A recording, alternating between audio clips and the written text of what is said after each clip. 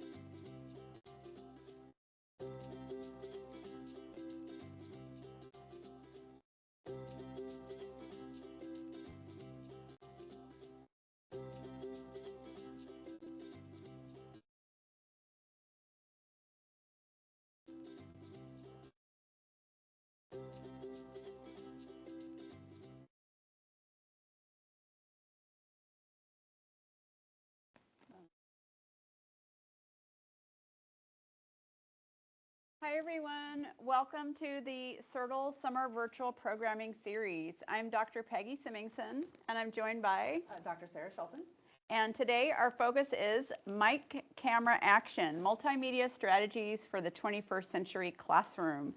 We feature 2 faculty members and 1 librarian, and we have Dr. Patrick Babarowski, an Associate Professor of History, Ms. LaDonna Aiken, a broadcast specialist in the Department of Communication here at the University of Texas at Arlington, and Ms. Alessia Cavazos, undergraduate success librarian in the UTA Libraries in the Experiential Learning Department.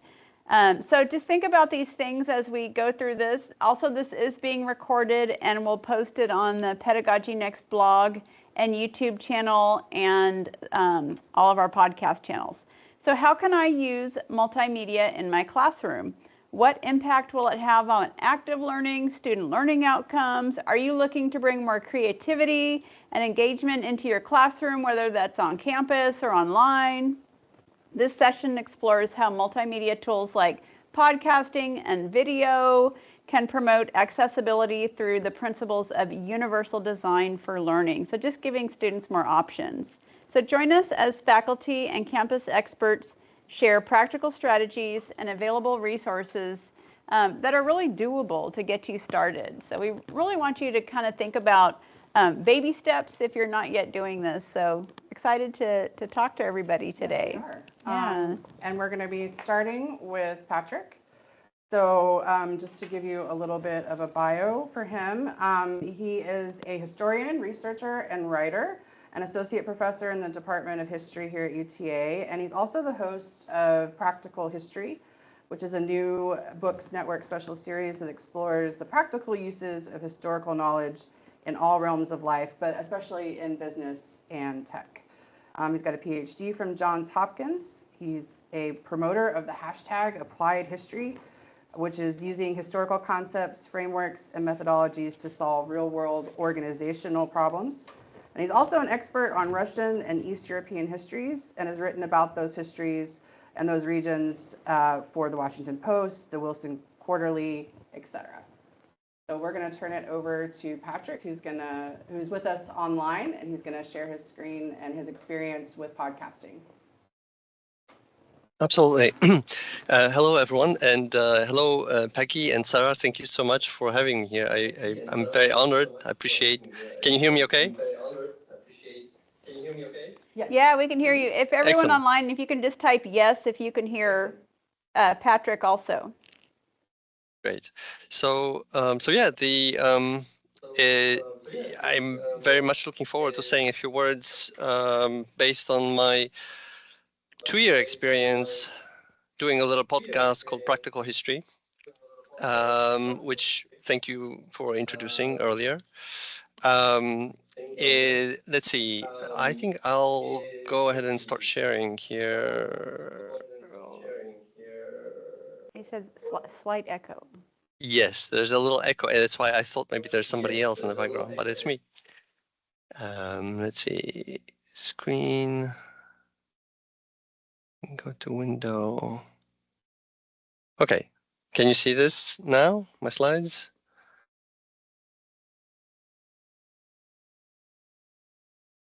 And let's see, I don't have any audio now. Sarah or Peggy, could you confirm that you can see the slides now? Yes, they're good. Okay, excellent. Very good. Thank you. All right. So that's my little intro slide. No, this is not it. All right. So I'm a historian, so I'm going to start chronologically.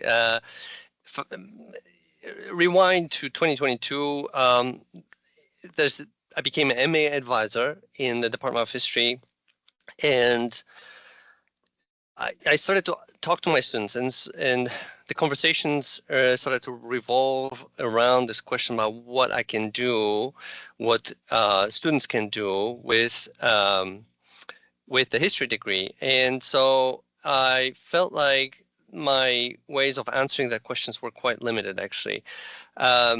most of them knew that they could go into teaching, into research, but not much beyond this. And at the same time, Patrick, this is Peggy. Can you hear me?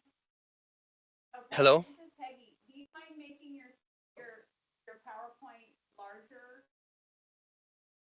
Let's see. Okay, 1 second. Let me see if I can do that. Yeah, if you can go into for your slides. I think I need to, let's see, because this is, I don't know how to get rid of this thing on the side here, because it's blocking actually it's blocking the, Slideshow on the top. yeah. Oh, there we go. Yeah, click slideshow. It's better?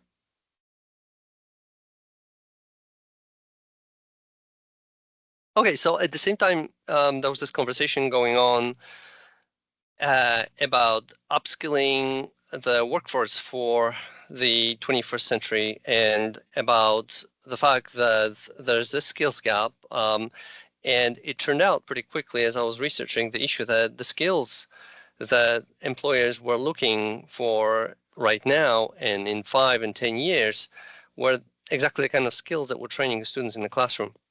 The problem was that most people on our end, on the academic end, didn't know about this, and most people on the business and tech end didn't know that humanities, and in this case, history students, are actually very well prepared to take on these kinds of jobs and pursue certain kinds of careers, even though they don't have the certain hard skills like technical skills that are associated with this specific industries.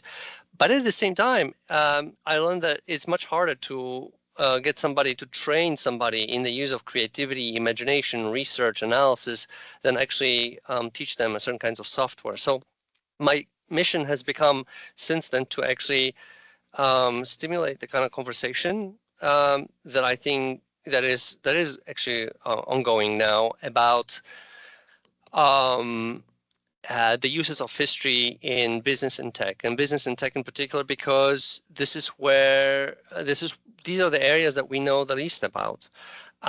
Furthermore, our professional organizations are doing a lot of amazing work on the kinds of statistics of job successes and career successes of history graduates, but I think there's not enough of examples. And we always tell students that, when you write, you need to show, not just tell. We've been doing a lot of telling, not enough showing, I think. And that's what the idea for this podcast arose.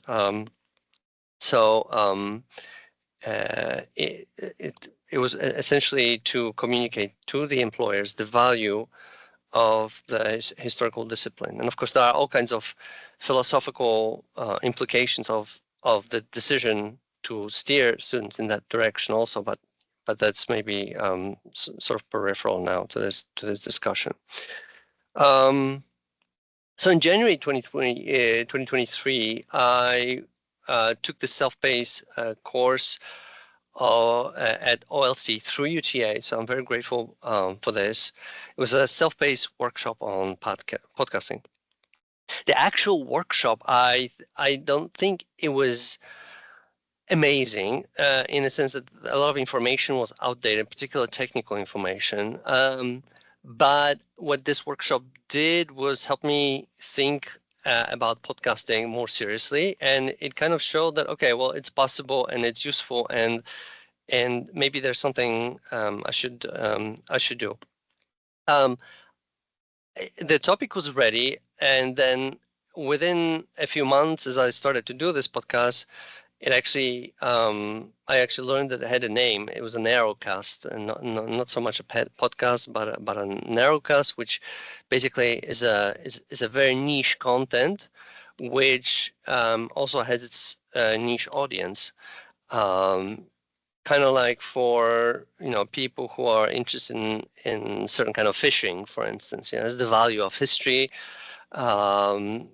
It's not for everyone, yes, but and I wasn't aiming for something mass scale. I mean, I was being realistic, but I also took as my goal of actually being helpful to people who are already interested in it on the one hand, on the student end, and on the company end as well. So it took some time to think about the audience who might be interested in it. You know, on the one hand, these are the students with history degrees, professors, maybe administrators who are shaping the curriculum.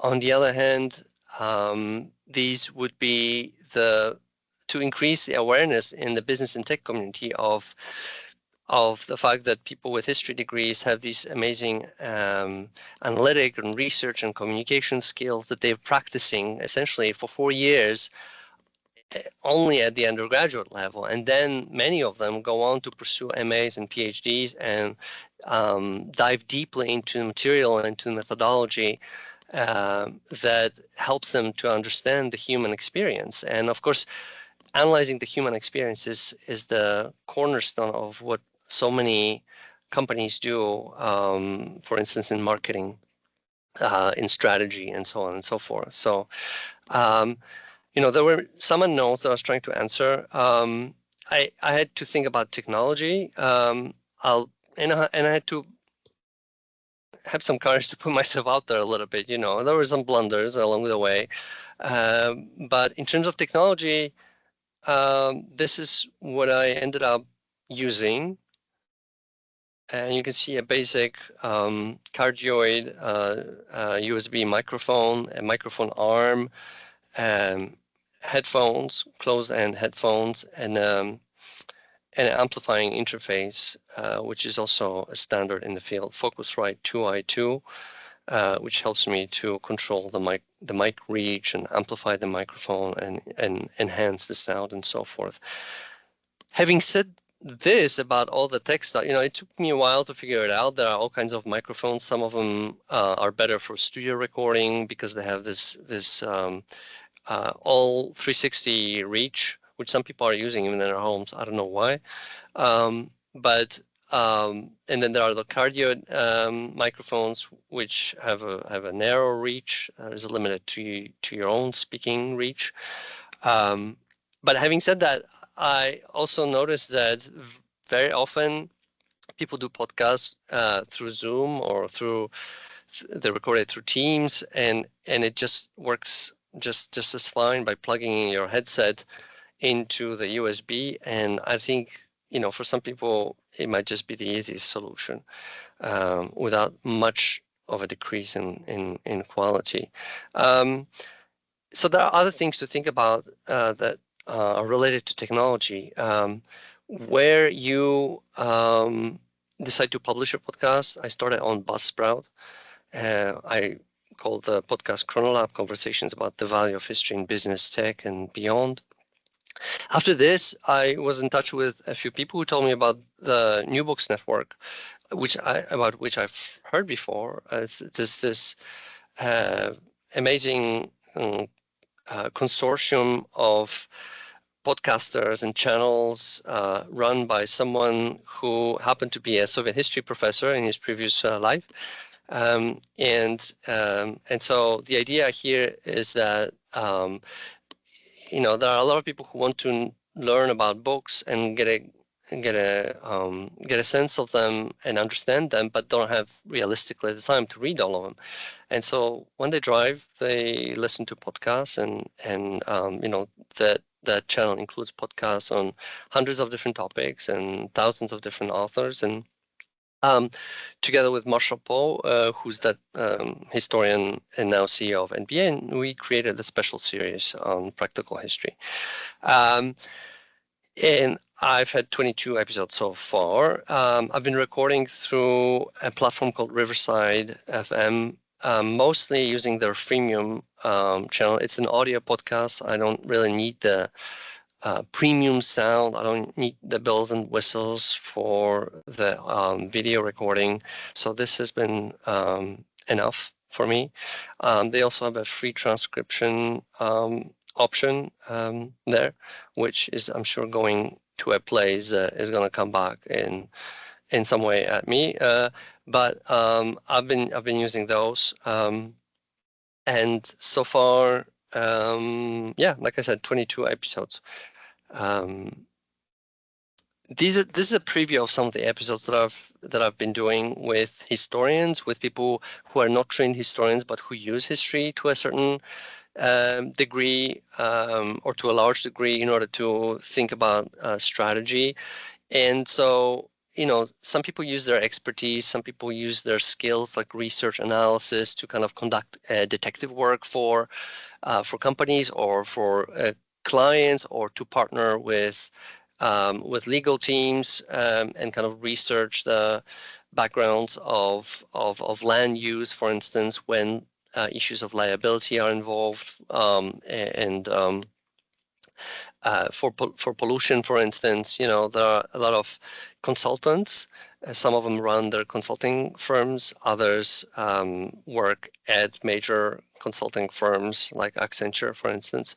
And there are people who are CEOs, people who are entrepreneurs, and all of them talk about how a history degree has helped them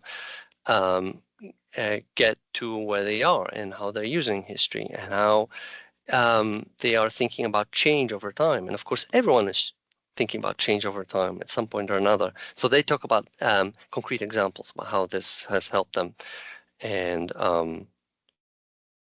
so there's that. I had a video here. It's, for some reason, it's not. Oh yeah, there it is. So I'm gonna play a little video of one of my guests, who talked about her experience, and hopefully you can hear that, just to give you a sense of how I'm also promoting the podcast on some social media.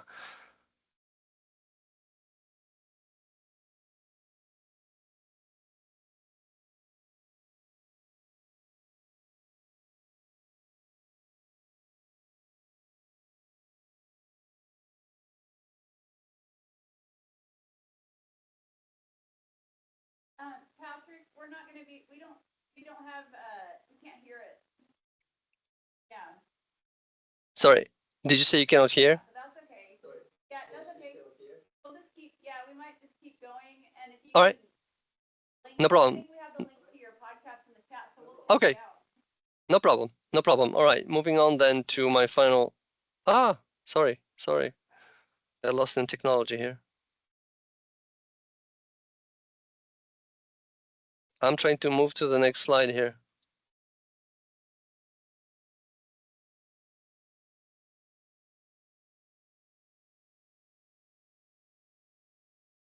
All right, let me see how I can move to the next slide without activating.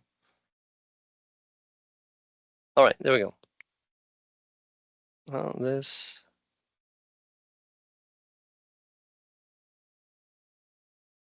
This is no. Oh yeah, right. Yeah. Okay. So I updated the slides with one more thing. What I wanted to say is that during the process, I also set up a little landing page, which helps people subscribe to a little broadcast that I'm sending once a month, with additional content mostly. And so yeah, that's the slide that's missing here. And then the final slide, thinking about the impact of all this. I know this conversation that you're running here is mostly about teaching, and I think the way that my intervention fits here is thinking about it as teaching writ large. I would say, in the sense that I think that I hope, and based kind of on the feedback that I've received, this podcast helps shape to some extent the conversation about the humanities and the careers in humanities and the careers in history, and maybe the future of education, by giving these concrete examples and stories about people's experiences of using history, but also transitioning from their status as graduates with a BA, MA, PhD into something completely different in the private sector. It definitely helps me mentor students.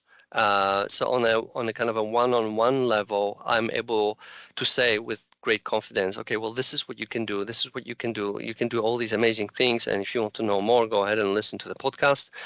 And it does help me with direct teaching in the classroom, in the sense that I've been including those podcasts in some of my courses, with effect that I cannot really measure at this point, unfortunately, because students tell me during the class that the podcast taught them something, but is it reliable evidence at this point? I'm not sure. So I'm gonna wait with some verdict on this, and I know that I think it helps me diversify. I think the material, instead of giving them all readings to do, I can tell them go ahead and listen to the podcast, and I just definitely feel better about this. So that's what I can say about this, and I'm happy to answer any questions and learn from what other people have been doing that have been invited here. So thanks very much.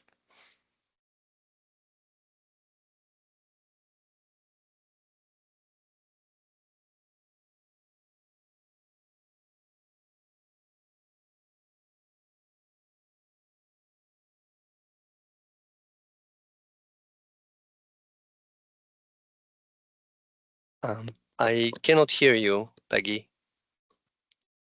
Oh, Now I can hear you. hello. Testing, testing. Yep. How about now? Yes. Can you hear me? Yes, I can. Okay, perfect. Patrick, thank you so much for those ideas. We will have a Q&A at the end. I loved what you said about that it takes, courage to put yourself out there, and love that you're doing a niche topic. I think that's great. So we'll have some questions for you at the end, and if people that are joining us have questions, you can post those in the chat right now, because Patrick's still online, and so he'll be able to engage with you in the chat. So please do engage with us in the chat window. We're going to segue over to our next guest, faculty member LaDonna Aiken. Hi, LaDonna. Hi. We go way back. And so LaDonna, I'll tell you a little bit about her, and then she has some slides and experiences and software and all kinds of information for us. So LaDonna Aiken is a broadcast specialist in the communication department here at UTA. She began her broadcast career in the Marine Corps as a distinguished honor graduate of the broadcaster course at the Defense Information School, going on to serve as a military broadcast journalist for the American Forces Radio and Television Service, now AFN, in Okinawa, Japan. After her military service, she focused on corporate and event video production, winning numerous awards and speaking on production topics to groups across the country. She graduated summa cum laude with her Bachelor of Arts in Broadcast Communication and her Master of Arts in Communication from UTA, where she teaches broadcast and video courses. So let's talk about what you do. I know you teach broadcast journalism, but we have some slides that you brought. So do you want to just talk us through those? Sure, Okay. yes, absolutely. And I do teach broadcast journalism, and but also the corporate side of broadcasting. So students that want to go work for just any company, practically, they need those video producers. And social media students who want to work in social media for different companies. So there's just a wide range of opportunities for our students in video production, and I'm here to help them through all of it. Oh, good. I'll just chime in one thing. So LaDonna's a pro and an expert at video, but a lot of these ideas can people do even if they're beginners?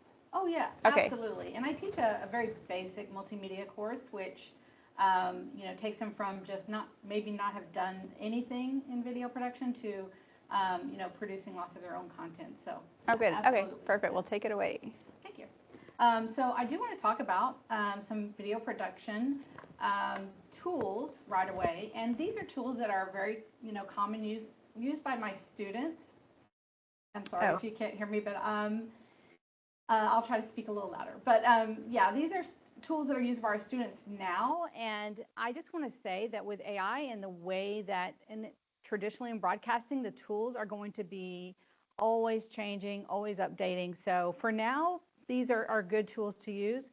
Adobe Express, Adobe Podcast, these are all available to us as educators here at UTA for free. So I do highly recommend checking it out, just see what's available and see what you can do in those programs, especially if students might have a question. But I'm telling you, these are very user-friendly.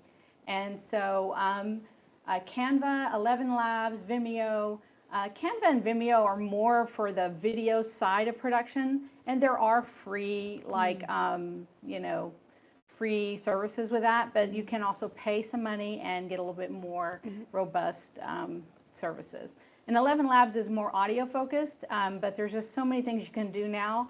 And I know it's just going to grow exponentially. So just to give you a little understanding of what tools are available, and they're very easy to use. And I'll just add that we have access, faculty and students have access to Adobe Express. Yes, and it's free to use. So definitely check that one out for sure, especially, you know, when we went through COVID and we're all learning to use these online tools and teach from remotely. I, you know, was recording my lectures, and I'm sure many of you guys were too.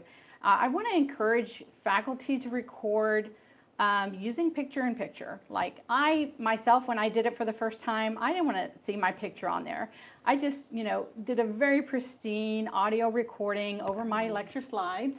It sounds very professional and polished, but it almost sounds like robotic. You know, I could have been an AI, okay? So I think it's important to have the picture-in-picture so students are connecting, and that's a lot of, you know, the video production ideas that I have are about making connections, because the tools are going to change, and the things they learn in your class, you know, those things are going to change, and maybe they won't even remember all those things, but the connections they're making is, I mean, that's so important. I'd say just as important as what they're learning. So I use video production as a way to make those connections in addition to learning the content they need to learn. So doing your like lecture recordings, which I know a lot of us have done, I encourage you to do picture-in-picture. Don't make it pristine. Just let your personality be there, because students will connect with that. Okay, so it's a richer form of communication. There's more context around what you want to talk about. So let your personality shine, and you can also create avatars, animated characters using Adobe Express. So check that out too. It can be fun. You know, it makes things interesting. Okay, moving on. I want to talk about 4 different video projects that have been very successful in my classes. Awesome. Starting with the About Me video, kind of a basic, like brief video. So I put 15 to 60 seconds. I don't, you know, want students to feel like they have to expose all areas of their lives. So I suggest, hey, maybe just talk about your hobbies or your pets, an achievement you've made, maybe a day in your life, something like that. And this gives, you know, students who are new to video, they can just get on screen and talk about themselves. But those that do have some more experience, they can be more creative. They can add pictures, video, graphics. They can use whatever software. I'm not, you know, hung up on what they use. And this is an individual assignment that we share in class. And so the idea is that if you do this right away, it helps them to connect with each other. And if you have an online class, this is another way to make that connection with each other. And what I found is after, you know, we've shared these videos, people, you know, after class, they've talked to each other. You know, they see something in someone else and they're like, oh, we're going to talk about this interest or this band that you like or this hobby that you have. So this is a very good type of way to get connections going, and fun for students to do. They like to talk about themselves just a little bit. The scavenger hunt video. This is like instant bonding, okay? And it's also fun. Now I use it for having students learn composition skills, camera techniques, but really it's accessible for anything you're teaching. So if you're like in architectures, you know, students can go and find different types of buildings, and if you're in biology, you know, what kind of plants. There's just all kinds of ways you can use a scavenger hunt. But what I do is I set it up, I give them like a list of things to find on campus. They'll go out with a small team, and they're trying to get as many of these little clips as they can and get back in time and have the most. It's just for extra credit, so it's fun. It's not like a vital grade or anything, but students come back, they're bonded, they're joking, they're having fun, and they've learned from the assignment. And I make sure that they're looking for things that are all over the campus. So they're learning, hey, what's on campus? I never knew this was here, that kind of thing. And then as we go through the things that they've shot, then they're able to discuss and see how what they're learning is connecting to what's out there in the real world. That's great. Yeah. Okay, so that's a really good one. And then the peer mentor interviews. This is something that I don't know, it's very enlightening to students. This is where they will reach out to maybe student clubs that are connected to their major. Like if you're in astronomy, there's that astronomy club. There's just almost a club for every interest. Maybe there's a campus event that also applies to what you're teaching.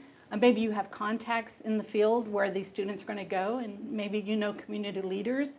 But have them reach out and do a brief interview with these peers or mentors. And it could even be something that's just a personal thing to them. Like I had a student who did an interview with some people in her like health network. It was so moving for our students to see that. And so there was a lot of good that came out of that, you know, lots of discussion. It builds confidence in them, and it connects them to the campus, to the community, and to each other. Oh, when we that's share awesome. these. I like that. I like the community connection. Yes, Yeah. this is just a great assignment. And then a Vox Pop. Vox Pop, voice of the people. This is those man on the street type of interviews. And, you know, students are scared at first to go and do this kind of thing. But what I do is if I have a chapter coming up, like we do a chapter on, you know, First Amendment in broadcasting. Oh, yeah. And so I like to do a Vox Pop to get them to go out there and see what other students are thinking, and it gets them to get out of their comfort zone a little bit, but they go with someone or maybe even two people. And so someone's shooting the interview, someone is doing the interview. And at first they're afraid they're going to be rejected. But most of the time people are eager to talk, and it's fun and it's friendly. And so then they find out, like, you know, you might ask in our particular class, like, you know, do you think the First Amendment right applies to social media? You know, it's a question you ask that just about anybody could answer. And so, you know, you go out there, you get a lot of, you know, diverse viewpoints and opinions, maybe 6, you know, different people or more. And then you come back and you can discuss what you've discovered, you know, through that process. And you're still making those connections with the small groups in class, but also to the campus and, you know, the real world as far as your topic. I did not know there was a name for that. We want to do something in Cirtle where we go out, maybe by the UC Mall or in front of the library, and talk to students about who their favorite faculty member is or something they like about them. And those are great areas. Yeah. So I like your areas. Yes. So I just wanted to share those 4 different video ideas that are very simple. Yeah. Anybody could do it and have been, you know, big, you know, and fun for my students. And we're so video driven nowadays. I mean, phone driven video, especially these are short videos. Yes.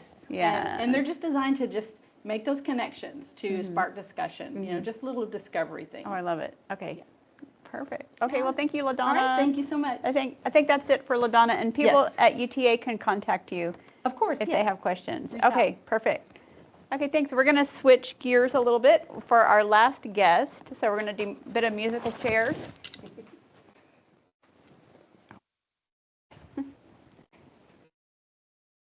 So last we have Alessia Cavazos, who is an experiential learning librarian. And I've worked with you several times, which is why I wanted you to come, because, you know, we're hearing great ideas today. And, you know, the first time I came to do work with you was because I had been in the Matthew program, where we had been given a tour of the library, and we saw all the maker spaces and all the things. And you get great ideas, but you get overwhelmed, because whether it's creating your own curriculum or whether it's, you know, creating connections as LaDonna has, or it's actually using multimedia for assessment, a lot of us don't have backgrounds in these things, and y'all have been so helpful. Any idea I come to y'all with, you just plug me right in, and you get me in the right space, and you help me, you know, make sure that I know what I'm doing, and y'all have the spaces for it in the library. So I know you've got some stuff to talk about, and we're excited to hear from you and what all you have to say. Awesome.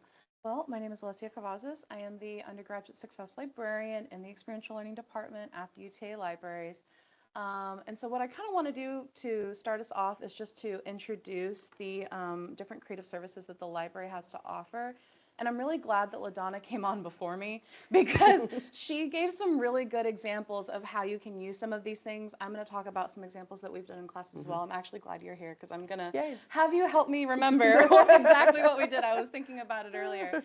But I do want to just kind of go over the services in total. So on the first floor of the library and in the basement, we have our creative spaces and services.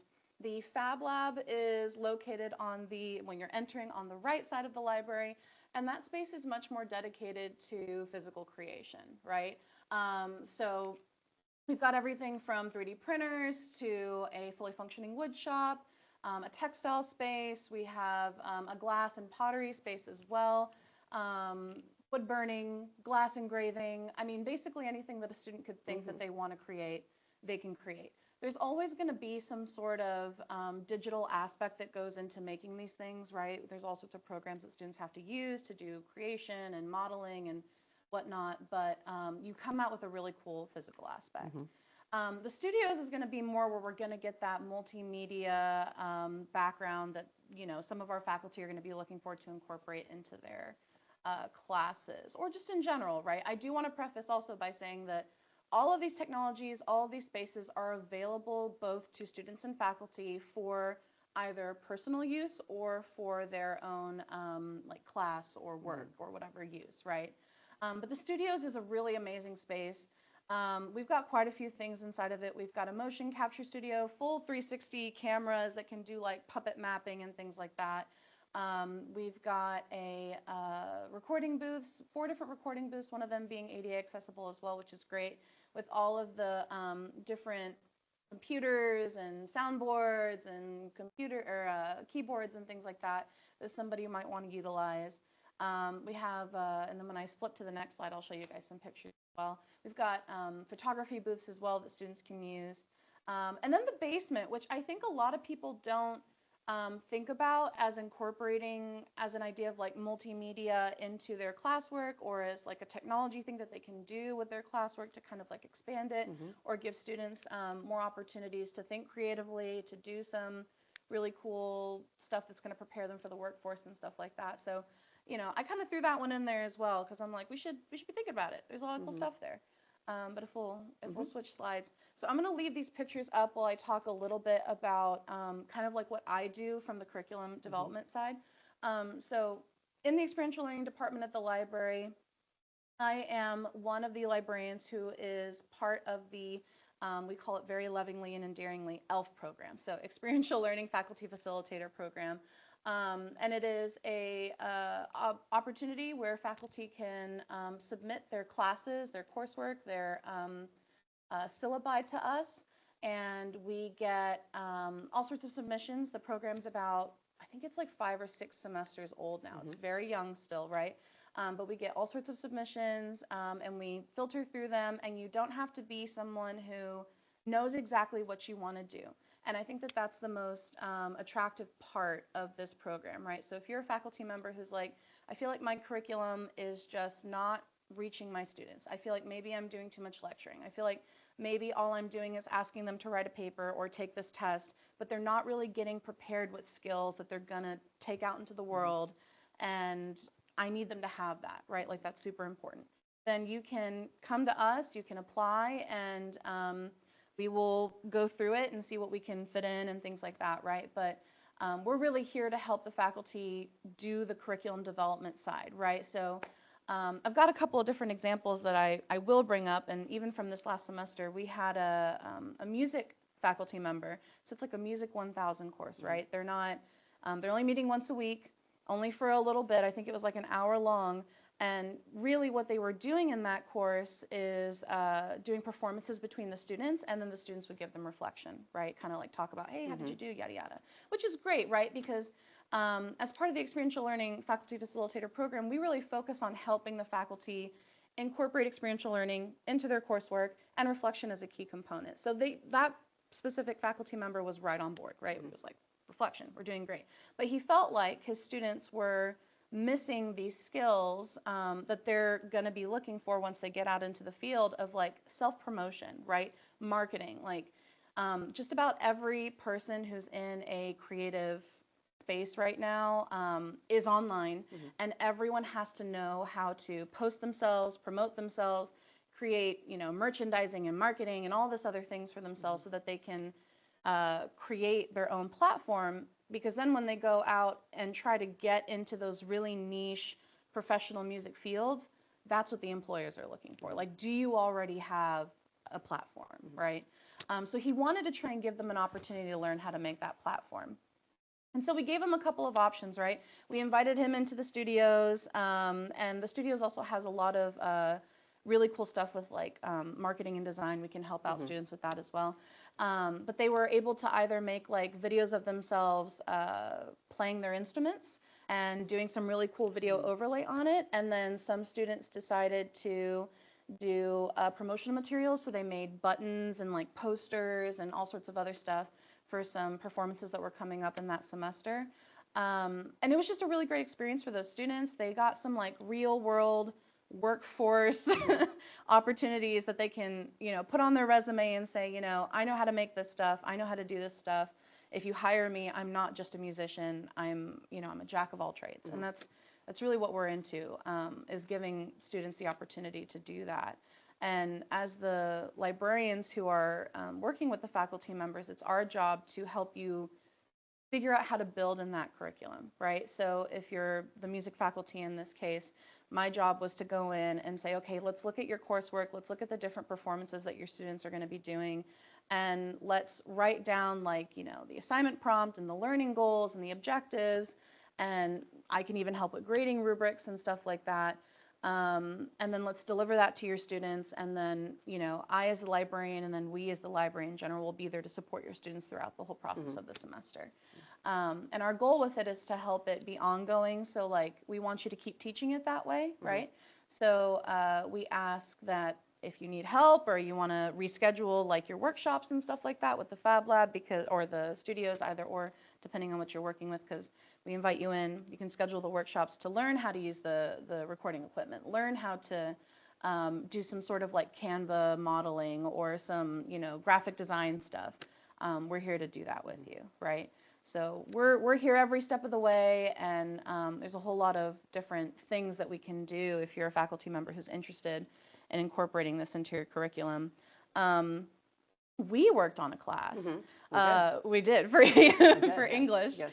And what I remember the premise of it being was that kind of similar to this one, right, where the students wanted to have like some communications goals more achieved, and we had them making promotional videos for the English department. Yeah. And so we sat down and we talked about it. We looked at your curriculum. We wrote some learning objectives. We worked really hard on those learning objectives. And we, did the assignment prompts and everything. And that was another really good one. And then, of course, if you're interested in like gaming or something like that, there's a lot of really cool opportunities. We have an entire like gaming development space.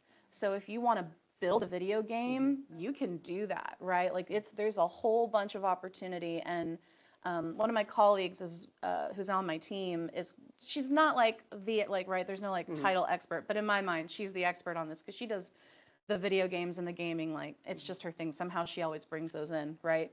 And she's currently looking at incorporating D&D style online gamings. One of them is called Sunderfolk, into a sociology class to help students like assess how people engage with each other in teamwork scenarios, right? Yeah. So if you're somebody who's into like the team building and organizational excellence and stuff like that, that's kind of like where she was coming from with it.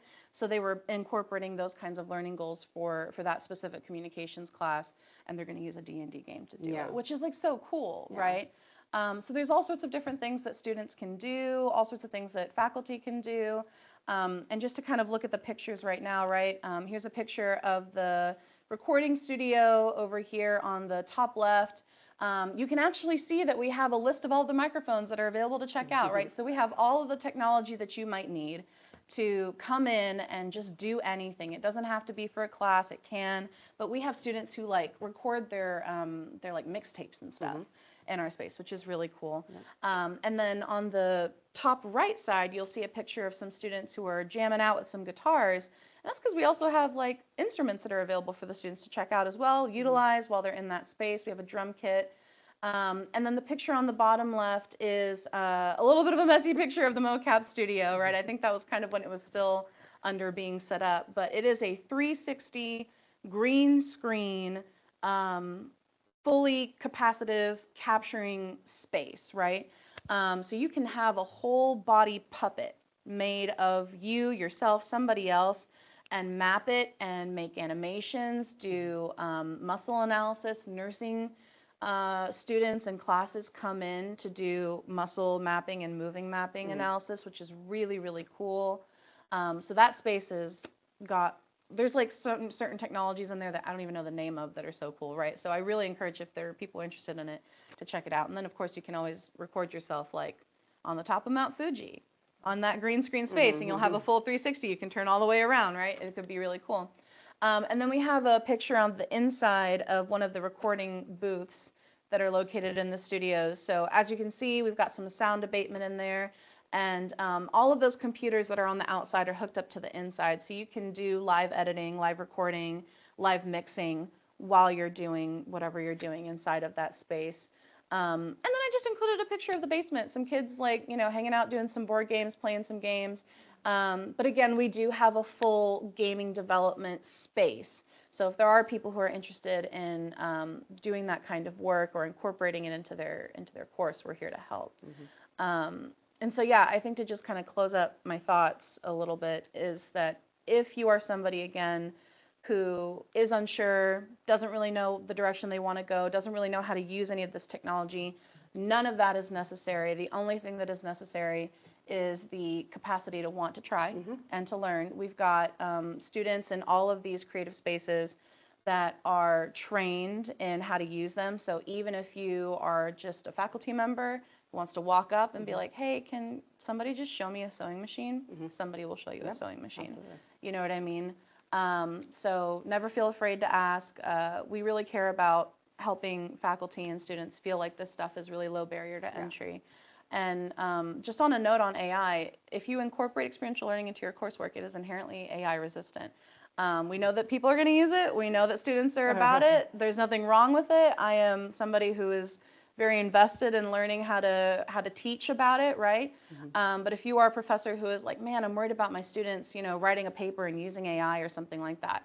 If you do experiential learning, if you incorporate active experimentation and trying out these new creative projects and incorporate reflection as well to really make them think about the steps that they took, then you will inherently have an AI-resistant class. And that is something that will benefit your students in the long run, make them workforce ready, and we can help you every step of the way. So I mean, we're just incredibly lucky with the spaces and with y'all. I mean, UTA has made a rather large investment in those spaces. Yes. And I know that other universities have come and actually seen the space as a model. Yeah. And I just want to kind of reemphasize your point that you don't have to know what you're doing, because one of the first classes I did, it wasn't one you and I worked on together. Well, we worked on it together, but it was not the ELF project.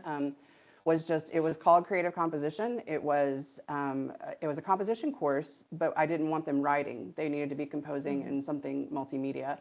And we took a tour of all the different spaces, and then I turned them loose. And because there are student workers at each of these spaces, because they can reserve them when they need them, they got the help and support they needed. And I didn't have to know, as the professor, how to do all these things. I just had to build with you all, you know, the curriculum and the scaffolding and turn them loose. And I got some amazing things, like including, you know, a song made out of one student's, like the sounds she makes when she writes. And we love a sound study moment. I know, a sound studies moment. There's a minor for that. It's in the English department. Yeah, she used the studio. It was great. Yeah. I mean, there's just, it's amazing what students can do when you give them a chance. And when right? they know this stuff is there. Yes, and we are all about that, right? We really want them to be workforce ready. We really want them to have a wide variety of skills. And so they can come in and they can try, and we're going to be there for them. So. Excellent. All right.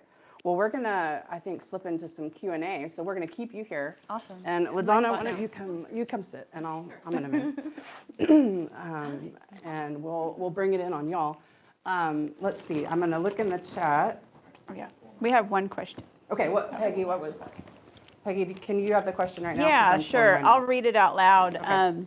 And I can answer from CERTL, and then we'll hear from the library. Does the library or CERTL provide practical hands-on classes for faculty for how to use Canva, Adobe, whatever, it's great to know we have access, but need practical information like how to access it and hands-on. So I'll answer for Canva has their own built-in tutorials, so it's like an online mini boot camp. They're very short and sweet. So a lot of us are self-taught in this area. So my best recommendation is to well, first of all, if you can find someone that already knows how, like get a buddy, that's always good. But look up, you can just Google like Adobe tutorials for getting started or Canva tutorials for getting started. Adobe Education has a ton of resources. And Renee, we're actually doing a workshop with Adobe. They're going to come in and do a follow-up workshop on Adobe Express and Adobe Firefly in particular. At UTA, we have access to Adobe through the Adobe Creative Cloud. And so I would just Google tutorials. Would you agree, LaDonna? Absolutely, and Yeah. I use Canvas Studio for videos that students can upload there and hold there, and of course you can use OneDrive too. But I have had problems where I send out a flare like I want to do a live chat on Canvas, and they are there. They're like right there, and you're prioritized as a faculty person. You know, they want to make sure you know how to do what you want to do. So it's been great. Alessia, we have a question for you. Does the library have AI animation equipment or apps that students and faculty could use? So we have equipment that can be used to create animation. It is not going to be AI specific. We don't have any like particular AI support system through the library quite yet.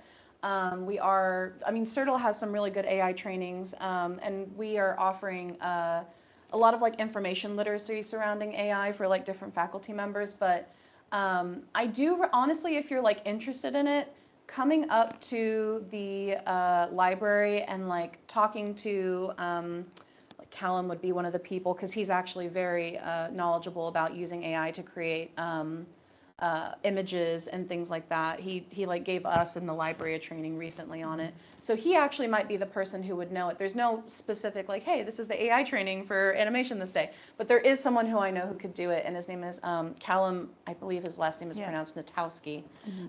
So yes and no, right? Like, I mean, and this is the thing, right? Some of these technologies are emerging and they're fresh, right? So if there is something that a faculty member or a student is interested in trying to see if we have it or if we can give you some support on it, you can always come up to the library and get that. Like even with the Adobe question and the Canva question, we do have Adobe support like for creation and video editing and things like that, right, at the library. We can do some sort of workshops on that for sure, especially for faculty who want to like do it with their classes or something.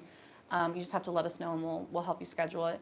But if we don't have it, we can see if we can't make it for you, right? Just let us know. Yeah, I want to jump in real quick because, I teach a social media course and, I've been learning as I go there. That was, I don't have a social media background. I teach English, but it's a social media experiential learning course where students create, social media. And that's the course you and I worked on. But so for my students to fill the gaps, because there's such a spectrum, right? Our students, we assume there's very literate in all these things, but they aren't necessarily. In Canvas, using LinkedIn Learning, I build boot camps. And so for instance, LinkedIn Learning has a lot, and this is for faculty too. If you're starting out and you don't know anything, we have free access to LinkedIn Learning too, and it's incredible. It's an incredible resource. But I build a Canvas module, say that's like, I'll call it Boot Camp for Canva, right? And so any student in my class who has never used Canva before, they go through that module as one of their, like, they have choices between several to choose from based on their skill gaps and things like that. So they get that sort of, boost in what they need, while the students who already know how to use Canva are moving on, or they're doing the boot camp in, something like Adobe or something like that. So LinkedIn, I just can't say enough about LinkedIn Learning and the fact that we have access to it, and you can pull it into your Canvas and make it part of your course as well. And we for that class, we actually did like a little impromptu kind of like information literacy, one-off workshop on it was on specifically Reels and like how to do virality, right? Like let's look at these different kinds of promotional materials across these different big brands that get a lot of engagement online, and let's see what makes their commercials or their promotional materials engageable, right? Yeah. And I mean, I'm not like a social media expert, but you know, as people who in the library who understand how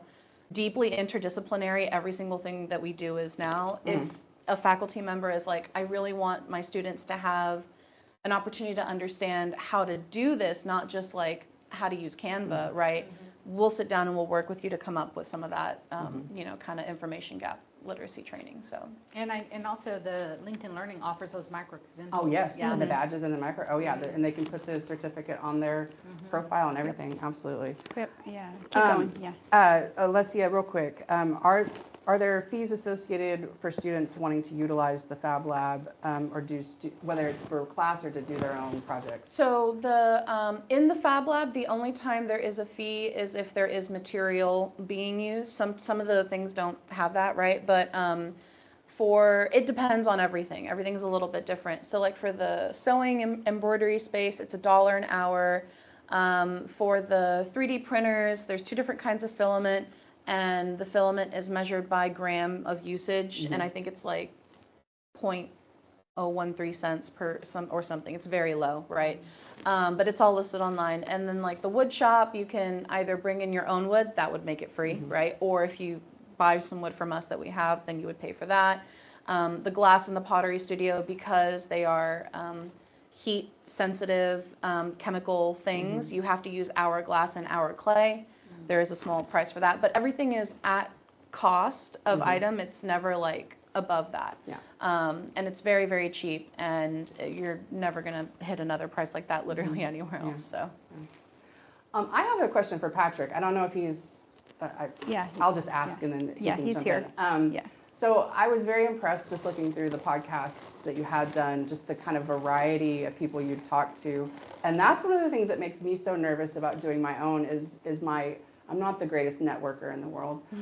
So how did you approach that? Like, how do you find people? How do you, find the things, the types of people you need to talk to? Like, what was your approach there?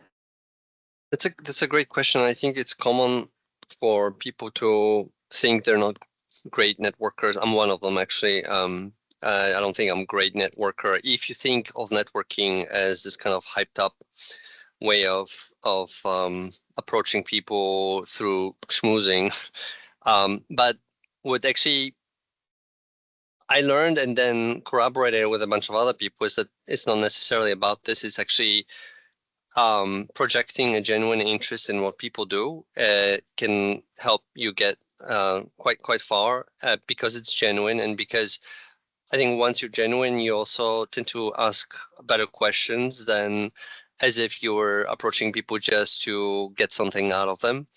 And I think there's also a value proposition that's built in a project like a podcast, in a sense that you are actually giving people something, not just taking. You're giving people a certain exposure, and this is an information kind of attention economy, and I think that counts for something. And what I also noticed that all those historians who talk about the value of history in business and tech, they often tell me that they've been actually looking for an outlet to talk about all this, because since there isn't a big conversation about what they do as historians, they often have to kind of pretend to be a different kind of animal. And so there's a cathartic element to this, which I think also gives them something in exchange for this. So I feel like when you build something in which everyone has something to gain, that it's much easier than just kind of coming up and asking people for favors in some ways. That would be my answer.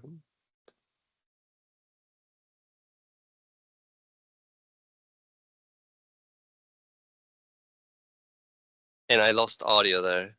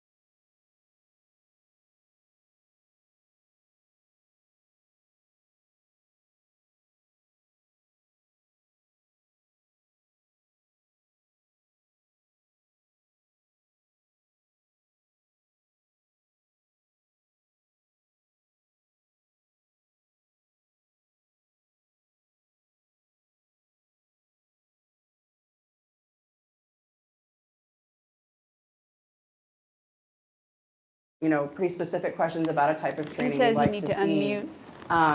You're on- please, okay. please let us know at CERTL. Just email us or you can drop it in the chat. And Can we'll you talk about it. repeat what you just said? All of it? Mhm. Yeah. Yes, okay. So, hi, everyone. I think I need to repeat everything I just said. So I just wanted to thank everyone for being here today. Thank you so much for your expertise. We'll follow up both with y'all and the presenter or the people watching by providing, this recording on our blog. It's also immediately available on Teams. And we'll go back through the chat and get some resources that people asked about and put those in both places. And again, we just want to thank y'all so much. Also, to those of you who are still on, if you heard about something today and you are interested in a specific type of training or resource, if you want to drop that in the chat, we at CERTL can look into, building something that you can use as a resource. And you can reach out to any of the presenters today through their email. So thank y'all so much. And the link to summer programming is in the chat too. So join us for future sessions. Yes, thank you. Thanks, Thank you everyone. all.